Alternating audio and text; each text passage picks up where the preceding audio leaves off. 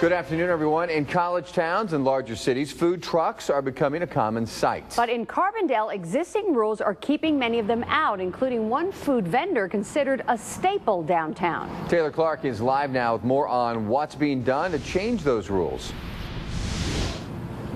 Well, Jeff and Kathy, right now city leaders are talking about lifting some restrictions on mobile food vendors. But in the meantime, the man who took over Carbondale's famous Winston bagel stand says those existing rules have caused him to take his business someplace else.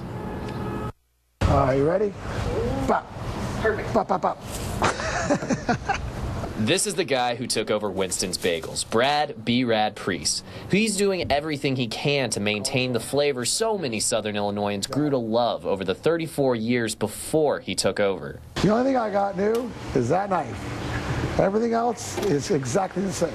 Except for one key thing. He doesn't sell his bagels in Carbondale, where the stand became local legend. Former owner Winston Mezzo did not have to follow rules put in after he started his business, but Priest does. Their leasing requirements and their fees and among other things, they kind of tied our hands a little bit. He says he was upset about it at first because students love these bagels after a night on the Strip.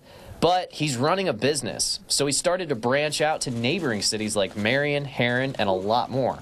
Their requirements are a lot less restrictive, and I'm very flexible. Like, I could go today in 4 different places and have no lease requirements or additional fees. He says the business is doing great since branching out. But if Carbondale relaxes the rules, he would consider going back.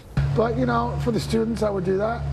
Everything else aside. And for other frustrated food truck owners trying to do business in Carbondale, he says there's plenty of business out there. When you make Carbondale the center of the world, you're kind of restricting yourself. There's a lot of people, and there's thousands, tens of thousands of people who live around the other areas.